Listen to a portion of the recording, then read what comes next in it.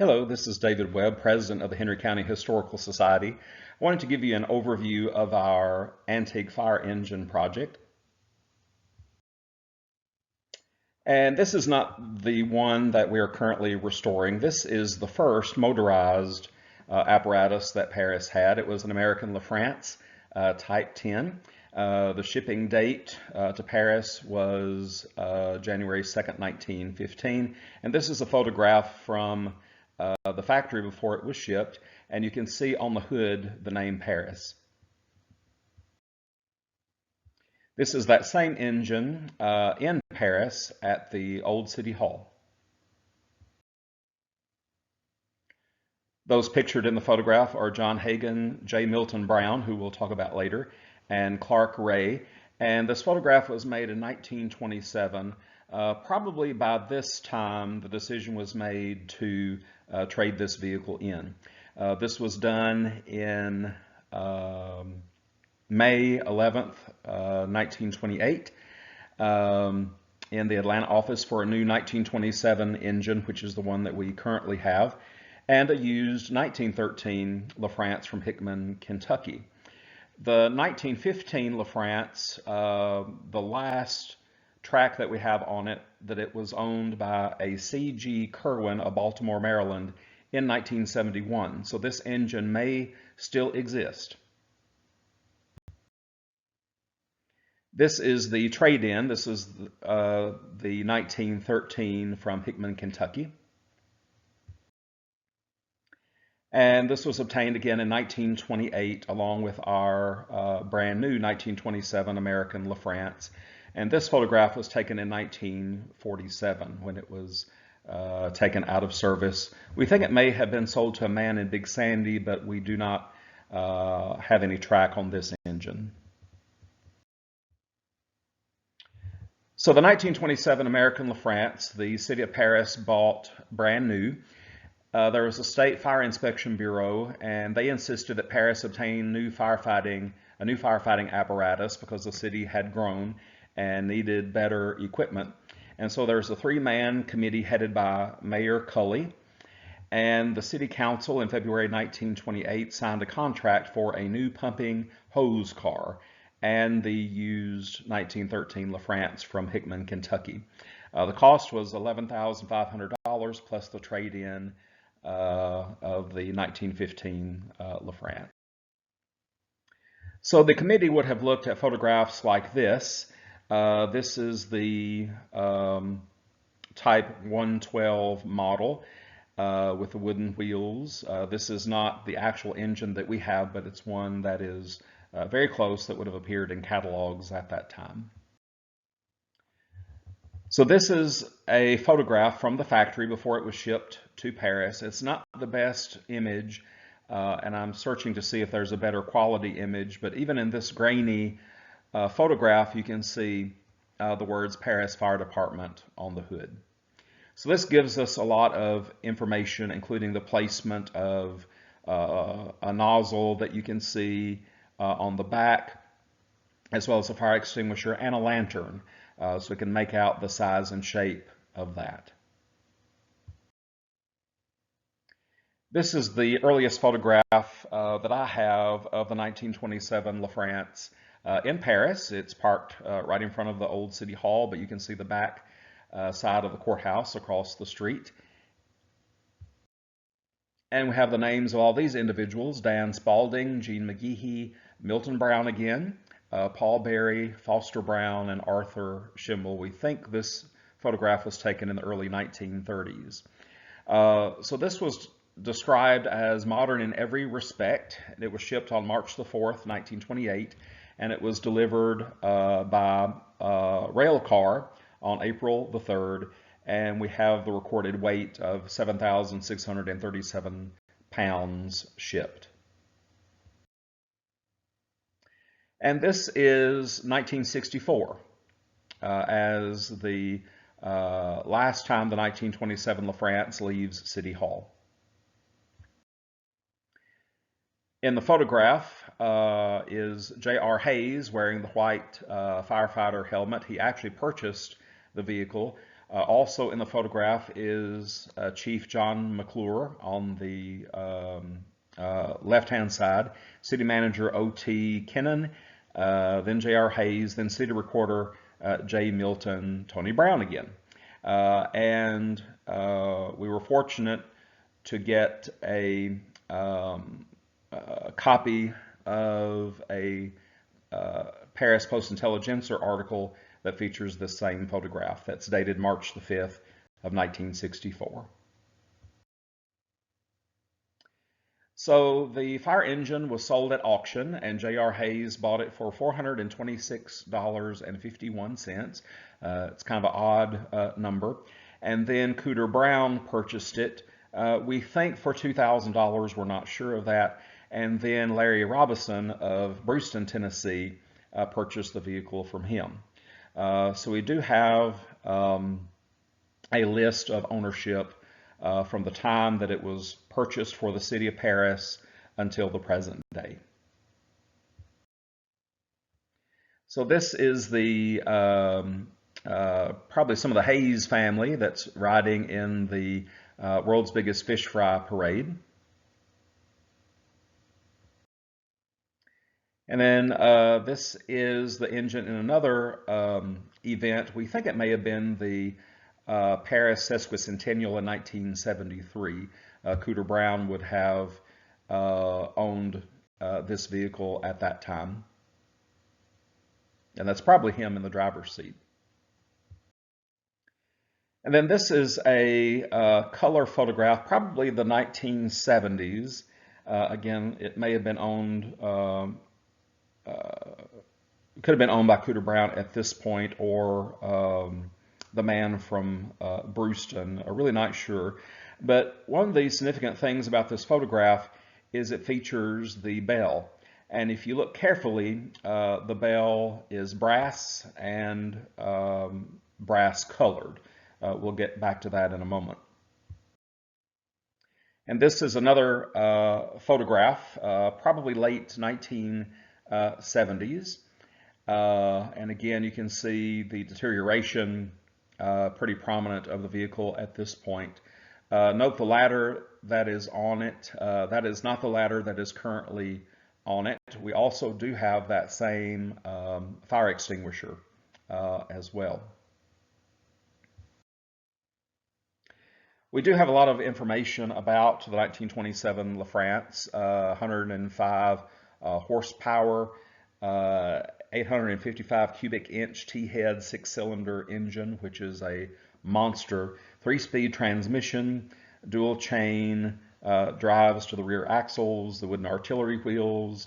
It originally had Firestone tires. The type is a 112 pumper water tanker that could pump, and it could probably still pump 750 gallons per minute. And it had redundant ignition systems. It has a magneto system and a distributor with a 12-volt electrical system. And in addition to that, you can hand crank it as well. So 3 starting systems. Again, the bore is 5.5 inches. The stroke is 6 inches. So massive pistons, probably about the size of a coffee can. We do have the length and the width and the height, and that is very important for future display or transportation. And we also know that it has a red Duco finish, and the engine actually has 2 different colors of paint, 2 colors of red. In the 1980s, the engine was acquired by Myron and Betty Lou Curtis of Portland, Oregon, and they were collectors of horse-drawn vehicles. They flew into Louisville, obtained a trailer, and went to Brewston, Tennessee to load the vehicle. When the vehicle was put on the trailer collapsed, and so they had to go and have the trailer repaired and also reinforced. And it was driven all the way to Portland, Oregon, through a blizzard as well as a sandstorm. And then after the death of Myron Curtis, the Curtis family donated the fire engine to the Tualatin Valley Fire and Rescue in Tigard, Oregon. And it was worth, at that time, $25,800.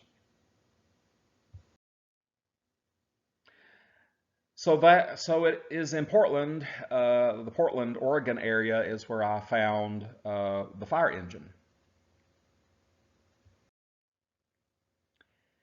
And we checked the lettering on it. Still says Paris Fire Department. We also double checked the registration number, and it is in fact the same 1927 vehicle that the city of Paris, Tennessee owned. The vehicle was housed in Wilsonville, Oregon at the Tualatin Valley Fire and Rescue Station there. You can see it in the upper left photograph, the darker colored engine. The department actually collects antique fire apparatus and takes them out to various community events and helps restore and maintain the engines. And so we can't thank the Tualatin Valley Fire and Rescue enough for donating the fire engine back to its home of Paris, Tennessee. So on March the 18th of 2016, a volunteer from TVFNR contacted the Heritage Center asking for any photographs of the engine or any history. And Jennifer Morris wound up with the email, and she forwarded that to me, and I sent what I had. And then later I thought perhaps we should try to obtain this engine. And so I wrote a letter to the fire chief in Oregon in September of 2018. The board of directors then agreed to donate the fire engine back to Paris at their meeting on October the 20th of that year. I was on pins and needles waiting for the result of the vote, and I received a letter on dated November the 14th of 2018, and notifying us that they indeed had agreed to donate the engine back to its home. And so I quickly called a meeting of the Henry County Historical Society, and so the members met on November the 19th, and we voted to accept the donation. And we accepted that donation in faith that we could house and maintain the engine.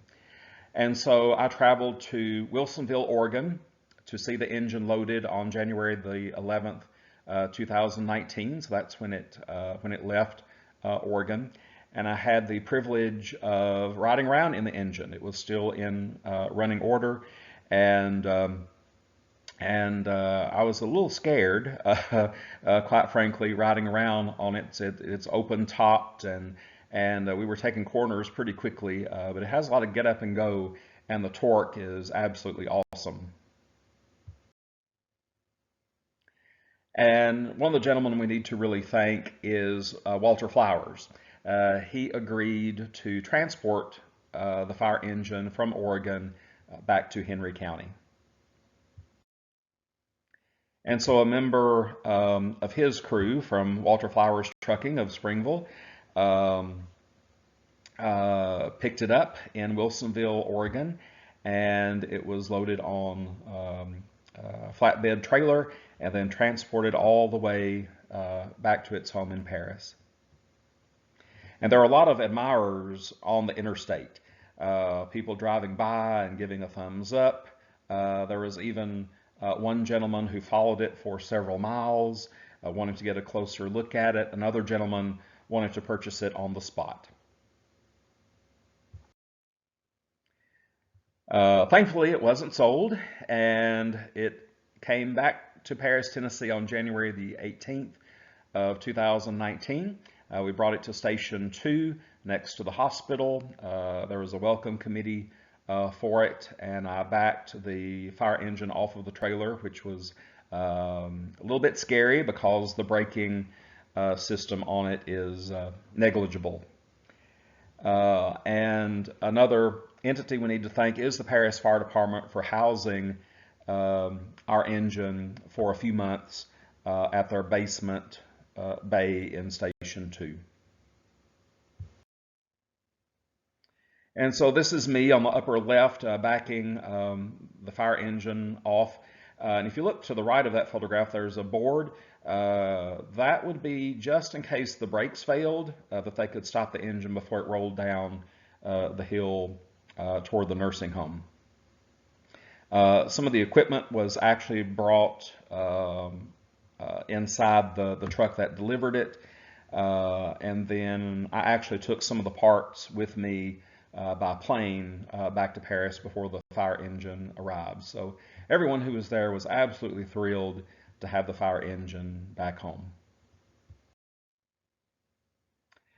About the same time, a new mural was being created for the west side of the Court Square by Dan Knowles. This is his original concept drawing for that mural. And if you notice, it features a red circus wagon. But once he got word that we were getting our fire engine back, he decided to change the circus wagon to the 1927 engine. So this is the mural in progress, and it features very prominently the 27 American LaFrance. And this is Dan in front of the completed mural. And if you look carefully at the engine, it also features me on it, based on a photograph of when the fire engine was delivered. On the delivery day, Matt Hayes, who is the grandson of J.R. Hayes, one of the first private owner, and he came there, and so that's him in the driver's seat. His children also got out of school for a little while to welcome the engine back. They were excused provided they wrote a short essay about their experience. And this is my father, Wayne Webb, who is a 30-year veteran of the Paris Fire Department, and he looked over it very well. And again, you can see the top photograph. Paris Fire Department is still featured prominently in the paint and the gold leaf. The lower left photograph features a radiator cap that also has a thermometer in it. And these are not very common, so this is one of the items that I brought back with me on the plane.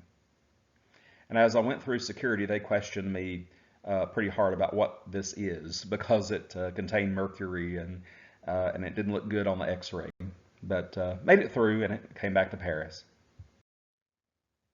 What is remarkable about this engine is how much original is still left after more than 9 decades. You can still make out the wonderful details on the wooden wheels, as well as the scroll work and the pin striping on it. Once the fire engine is restored, we are going to hire Stephen Filarski of Franklinton, North Carolina, to come and do the gold leaf and the scroll work and so forth. He is one of very few people in the United States who do this kind of work and does it well and pays very close attention to detail. Because we have a lot of the original artwork left on the fire engine, that can all be reproduced exactly as it was when the fire engine was delivered in 1928. One of the additions that we'd like to have, especially when the fire truck is in parades, is to have a 48-star flag, which would have been the number of stars on the flag in 1928. And we've actually come across a source for a brass flagpole that can be cut down to size. The image of the fire engine is actually from a White House Christmas ornament. and it depicts a similar engine, and you can see the flag placement. So that's sort of the look that we're going for with that. And we've already had a $25 donation toward the purchase of a flag and a flagpole, and we're looking for about a little over $100 more to finish this part of the project.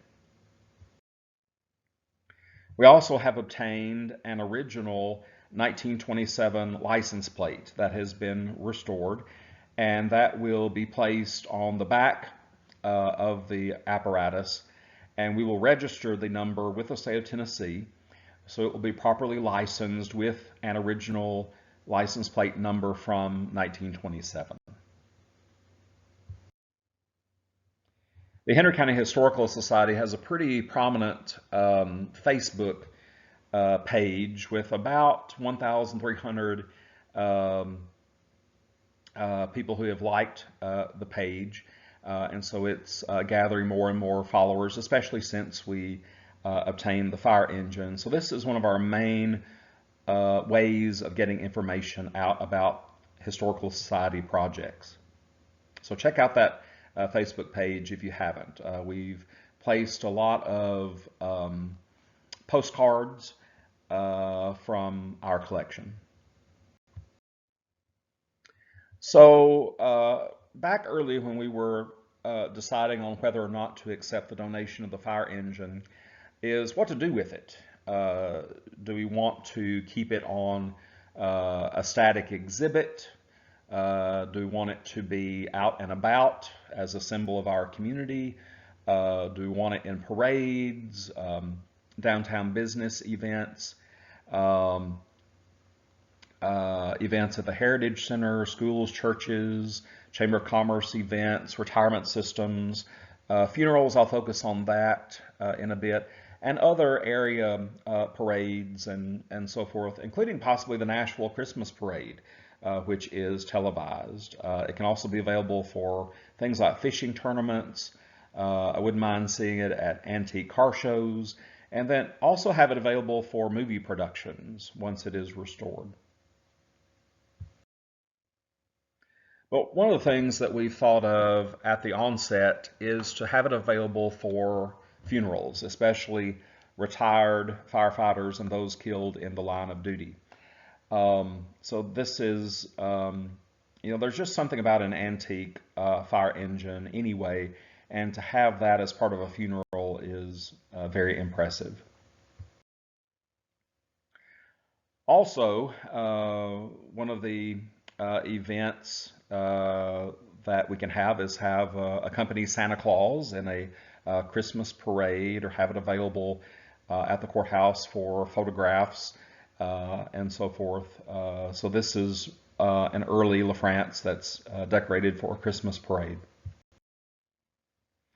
And this is an old fire engine that was taken to a school, and kids of all ages from 6 to 96 just love an antique fire engine. So we also want to use it for educational programming. So again, this is a sort of a composite of some early photographs of the engine. And so now, what do we do with it? And there were several lines of thought. Do we keep it as it is in its current condition? Do we totally restore it or have something going on in between? So the decision was made by the Historical Society to try and fully restore the engine to its 1928 appearance. There are several schools of thought on that. There is a lot of value in keeping the original engine in its current condition, again with the original scroll work and all the detailing and so forth, showing the wear and tear and the age and the patina over 9 decades. But once we looked very carefully at the engine, there were several problems. One is a major oil leak. There were 3 major leaks in the engine. The gas tank was leaking, and some of the wood was rotten. And so if we left the fire engine alone, it would continue to deteriorate, even to the point of not being drivable and not being safe. And so at minimum, we needed to take care of the engine and stabilize the vehicle. But I received a phone call, actually while I was at Oregon, from a automobile restorer in Waverly, Tennessee, who offered to restore the engine for us. And so I contacted him once the engine was back in Henry County, and we shipped the engine to him. And this is a stage as it was being taken apart. And so you can see the hose bed in the foreground there, along with some brass piping on the top of it. And this is the back end of the engine looking toward the front with that wonderful American LaFrance logo. And another problem was the lower hose bed. Part of it was completely rusted through. And so the lower part of the hose bed, just one piece of metal, has been replaced. So what is happening now with the engine and over the next few weeks and months? What are the next steps? Very recently, we selected the final paint colors. The frame is already in the paint shop and will be painted shortly if it hasn't already by now. And once the frame and the body panels are painted and the wooden wheels stained, we will bring in the artist for the gold leaf lettering, the pin striping, and the other details. And we have to do this before the fire engine is reassembled. So there are actually two shades of red on the fire engine. There's a darker red for the body, the fenders, etc. And then there's a lighter red for the frame and some of the other pieces and parts. This is one of the parts, and you can see that some of the original lighter red remains. So we did a lot of research on what the 1927 LaFrance engines were painted. We did more research to find the modern paint equivalent, and then test sprayed those, looked at it to make sure. We compared it with other restored engines, and the color is absolutely dead on. So it's going to look really, really beautiful once it's repainted. So this is the frame. The frame, as well as the body, has had rust-proofing material applied to it. So you could dump the fire engine in the middle of the Atlantic Ocean and it would never rust. The photograph on the right is the frame in the paint shop ready to be painted. And this is the pump, and there was a little bit of debate online as to whether this was a brass pump or not. It is not.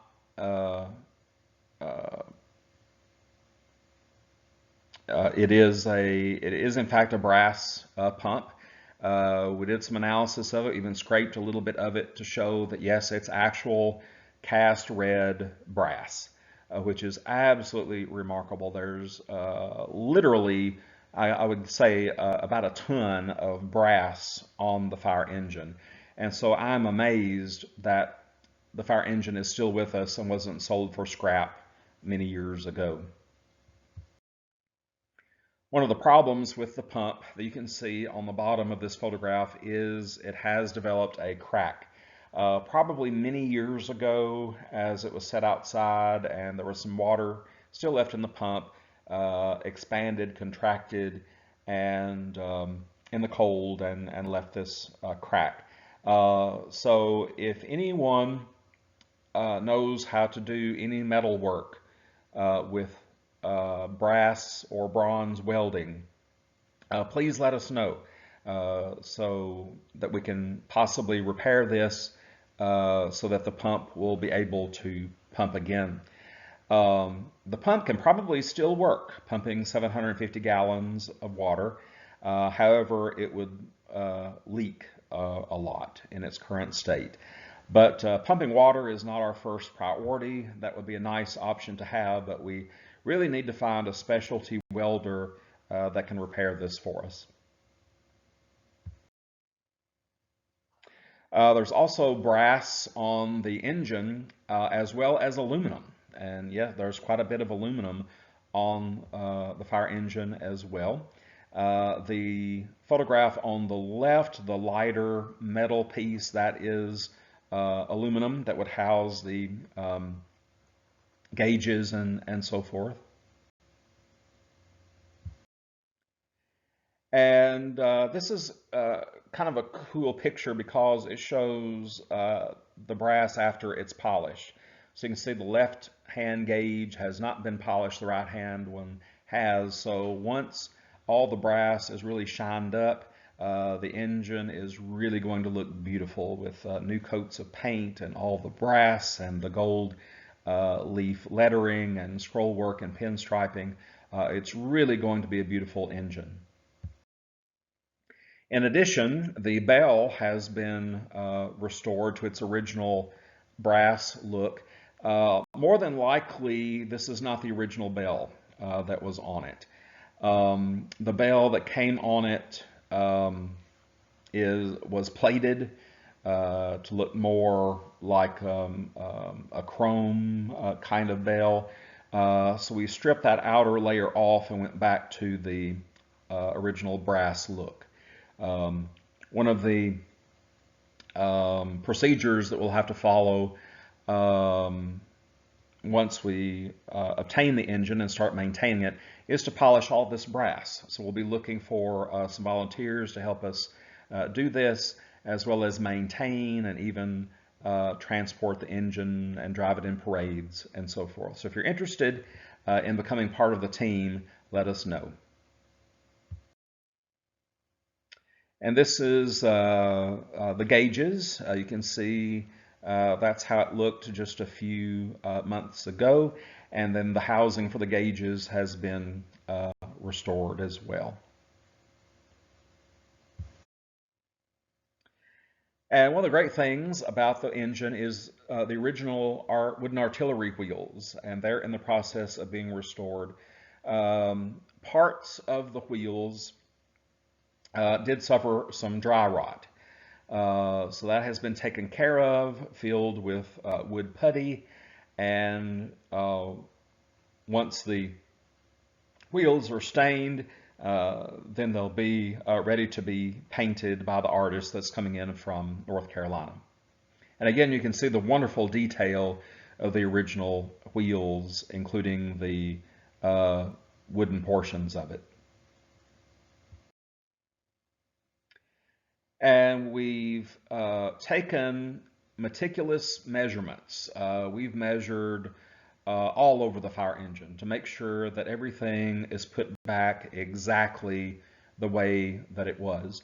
The color photograph at the bottom shows what a restored wheel looks like. Now ours won't look exactly like this, but it'll be a very similar look to it. And I think our wheels will actually look more beautiful than this one. Another problem that we discovered are the original wooden boxes. Unfortunately, the boxes are so rotten that they just simply cannot be used anymore. But we have taken the original brass hinges and so forth off of it, and they will be placed on reproduction boxes. Those boxes have already been built, and here we have a photograph with the original hinges on it on the right-hand side. Those will actually be taken back off and polished before the wooden boxes are then stained and then put back on the truck. We debated whether to go back to the original red or leave the original oak wood grain and have it stained really pretty. We decided to go ahead and go with the stained oak, so that we can point out that these are actually not the original boxes that were on the vehicle. Vehicles did have you could order them with more natural wooden boxes or have them painted. So that was an option back then. But we are going to keep the original red boxes and have those displayed eventually wherever the engine was. But that will be a really beautiful addition.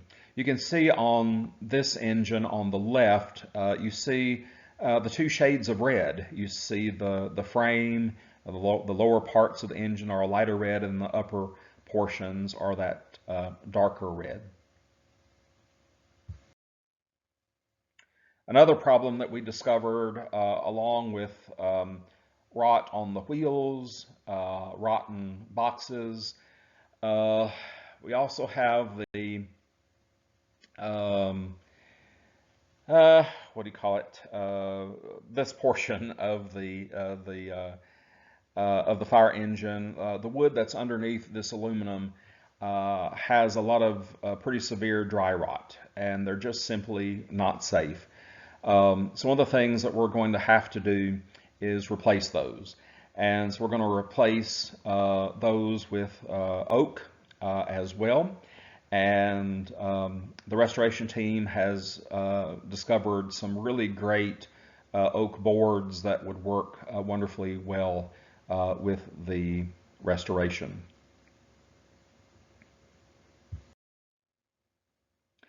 And then another problem that we have is the gas tank. Several problems with it. It's beginning to deteriorate. It's also pitted and leaking fuel, and that's not good for a gas tank. There's also a significant amount of deposit inside of the gas tank as well. So the decision was made to totally replace the gas tank, reproduce it exactly the way that the original was. And then again, we've taken detailed measurements, so we'll repaint that number 1 and do all the gold leafing and scroll work and paint and so forth. So it'll look exactly like the original. Once the new tank is put on, we'll keep the old tank and have it on display wherever the fire engine is. But we do want the engine to be drivable, and we want the engine to be safe, and we don't want to damage the engine by having lots of deposits in the tank. And so I feel really good about having a brand new gas tank for all those reasons. Now let's talk about the back of the fire engine, especially the hose bed. A couple of things I want to point out is the wooden part of the hose bed would have been painted black, and there are still remnants of the original paint there. But you notice the inside walls of the hose bed are sort of a greenish kind of teal color mixed in, sort of a bluish green. There are several LaFrances that have been restored that have a lighter green, but ours came with a more unusual darker green, and we're going to restore that as well. Notice the ladder, parallel to the ladder is a pike pole. You can see it's kind of bending in the middle from age. It's also very weather beaten. We may want to replace that, but keep the original hook on the end of it as well. Also notice the hose on the bottom of the photograph. That's not the original hose, obviously, but notice what it connects. It looks like a railing. Well, that's actually part of the piping system from the tank and the pump. And that is all on both sides made out of brass. So once that is shined up, that will look absolutely awesome. Again, as I mentioned earlier, lots of fire departments use antique engines to transport caskets for funerals. And that's something that we would like to do. Another idea is to actually add a storage box onto the hose bed as well. Some of them came with them originally and some have been reproduced. There's not a lot of storage, surprisingly, on the engine. Unlike modern fire engines that contain self-contained breathing apparatus, medical gear, all types of tools for extraction and so forth. Our engine has two small wooden boxes and a little bit of storage under the seat. So to have some extra storage would be nice to have. But we also want it to be used for funerals, to transport a casket.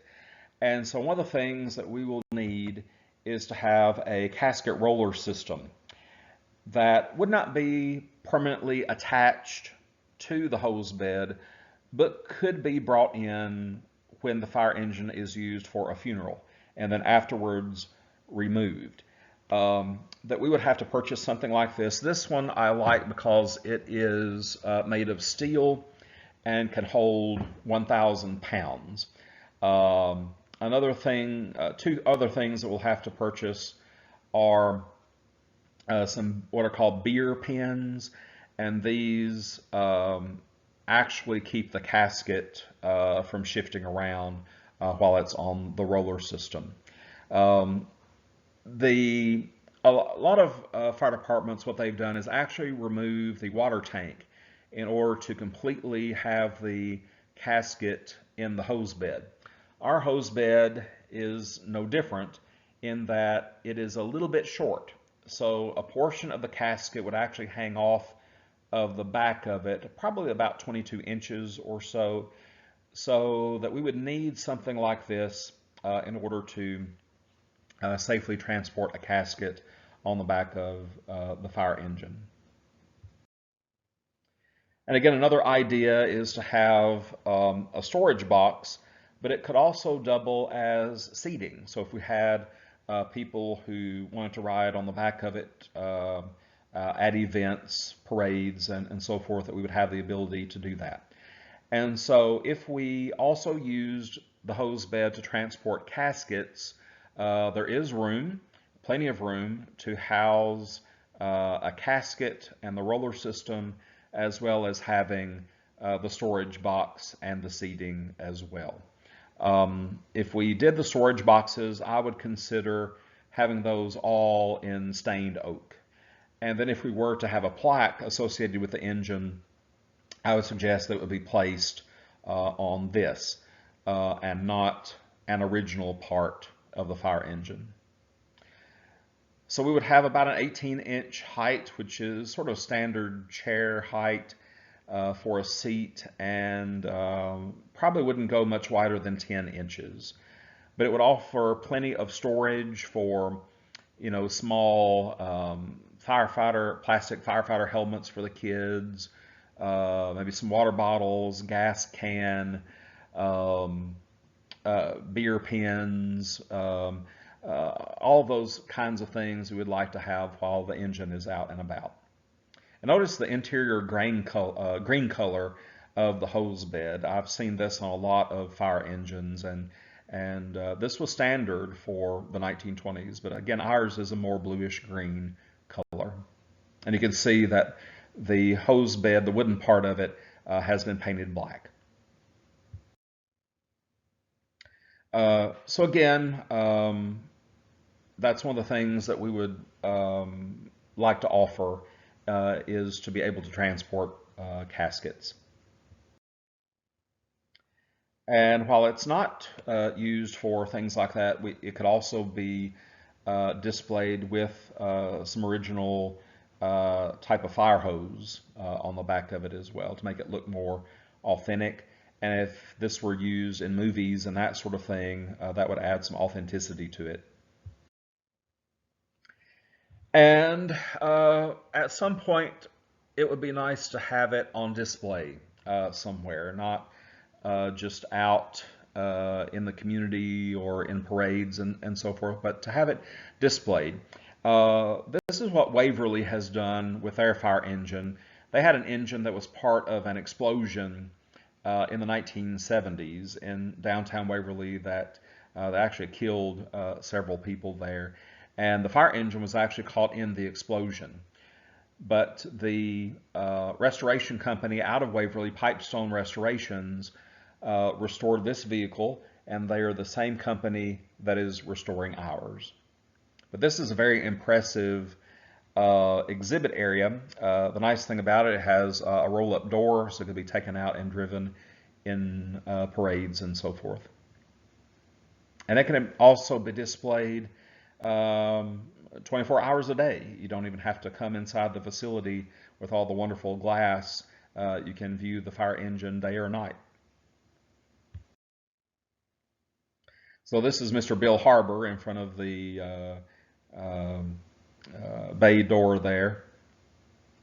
And the nice thing, they've done a really great job about it. It has a HVAC system inside of it. It also displays lots of photographs and other information about the history of the engine. And you can see that a little better here. So they did a remarkable job restoring this this fire engine. So if we were to do something similar as far as a physical facility to display it and protect it and interpret it, one of the options is the Paris City Hall. The City Hall has a wonderful courtyard that all of it or a portion of it could be enclosed to house our fire engine. The lower left photograph, one of the options is actually extending the existing fire bays and just adding maybe a glass enclosure right next to where the fire engines are. Another option is to have a larger area that would be enclosed to house not only the fire engine, but perhaps other historic vehicles, including a Surrey that is being restored and donated to us, or enclose the entire thing and have kind of a satellite museum of the Heritage Center, Historical Society, etc. So this is option one. Another option that's been suggested is to actually enclose a portion of the downtown park. There's an area that would be about 13 feet wide, which would be adequate to house the engine. It could be driven in from the back side, as pictured here in this photograph. And you could also house multiple vehicles in this space as well. So this is an alley that's really not being used anymore. That's between Paris Insurance Agency and the downtown city park. One of the advantages here, it's highly visible. I think it would fit in nicely with the park. There's a lot of historical information in the park as well, so that would be a nice fit. So this is option two. A third option that has been proposed is at the Paris-Henry County Heritage Center, or next to their property. There is an area that used to house a barn slash carriage house on this piece of property that's next to what we refer to as the Plumley Center. One of the problems that we have here is the Heritage Center does not own this property. It is owned by the Barton Robison estate. So the only way that this could be an option is if the Heritage Center obtain this property.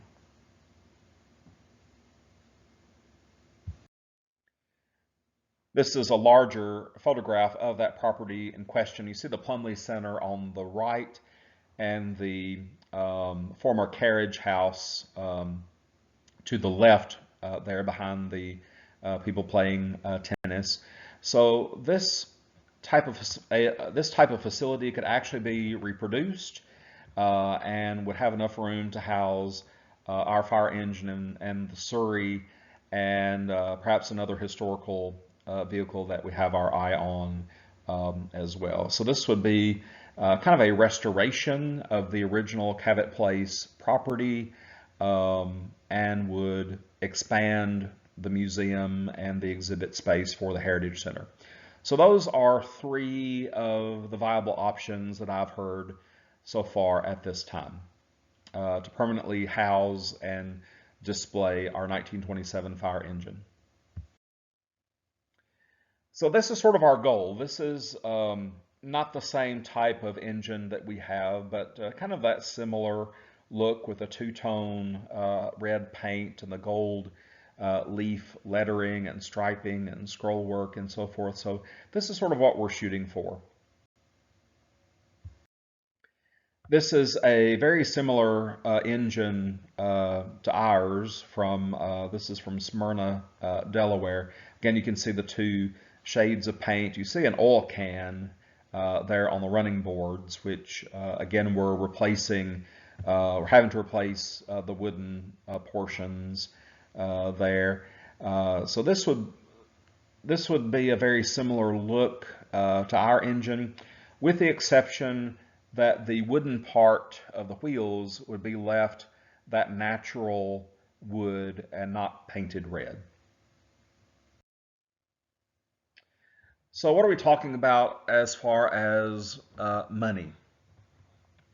It's taking a bit of money to, we've already paid for the sandblasting and the rust inhibitor and so forth, but any replacement parts, fluids, just the workmanship for it, we have an estimate of $10,460 to do the gold leaf lettering, striping, and the scroll work. A little bit of money for to order the paint, the casket hardware. It may come in a little bit more than $1,000. The spare tire we can wait on if needed. Refinishing the wooden spokes and just some miscellaneous things, cleaning supplies, gas tank, and so forth. For safety, we would like to have some tail lights, brake lights, turn signals. One of the ideas is actually have those hidden, and then when it is actually driven, drop those down for that. Battery, leather work, we may not, we need a little bit of leather work on there are some leather straps that hold the hose in place. We'd like to reproduce those and keep the original brass hardware on it.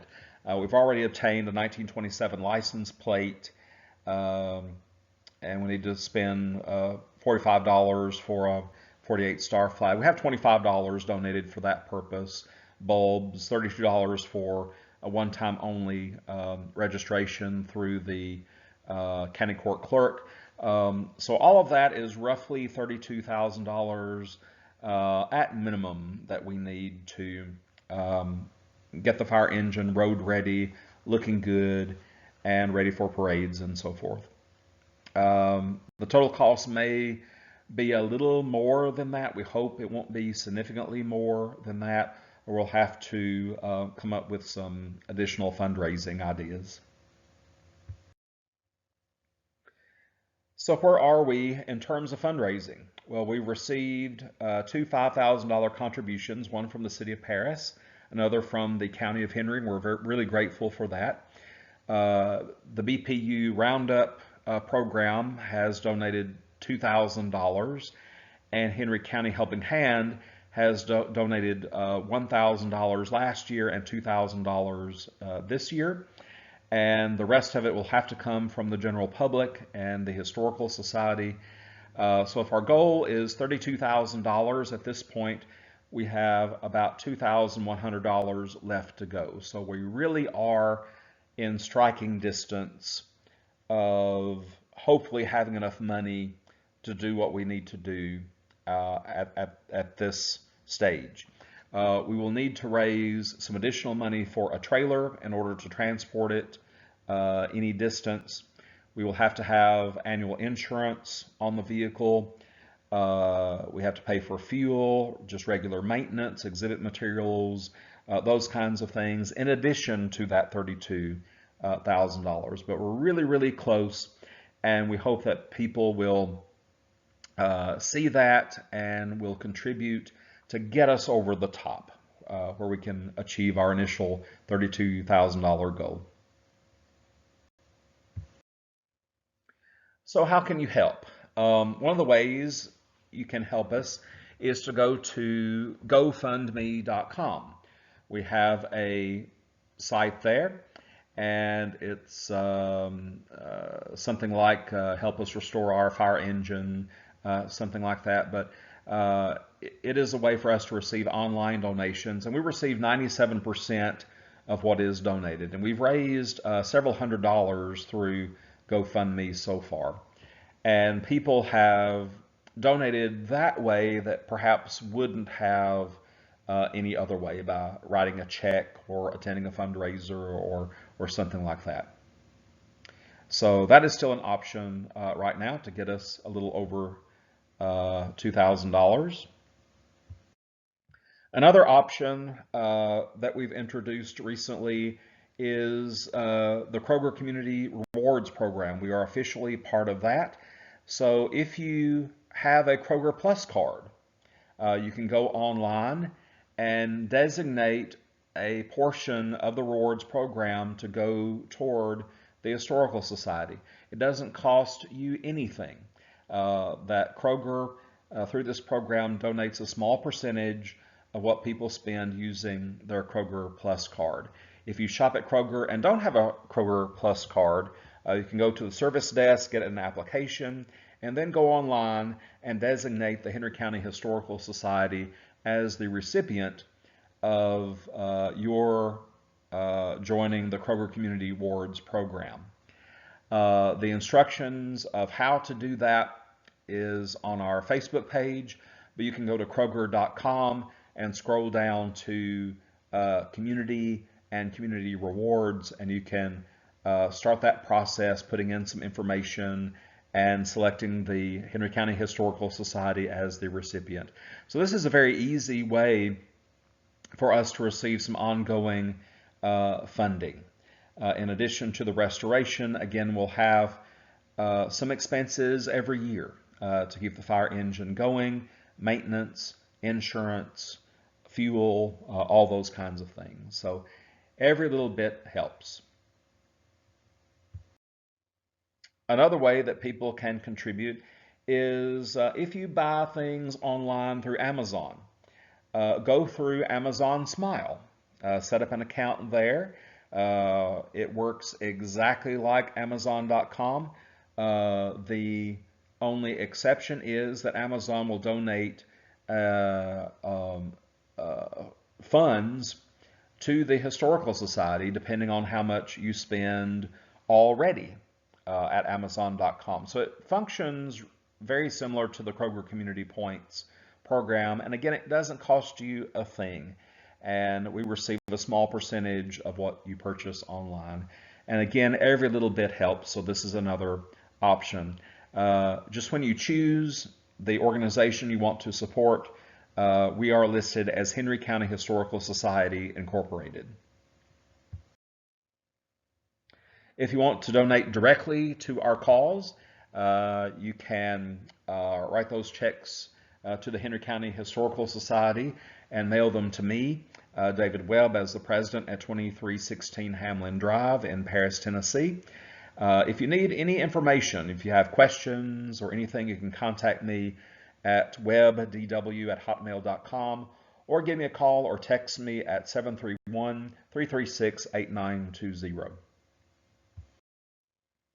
So thank you very much for watching this slideshow and learning more about the fire engine. Again, it is an ongoing process, and we wanted to update you so that you would know what is going on and inform you of how you can still contribute to this great program.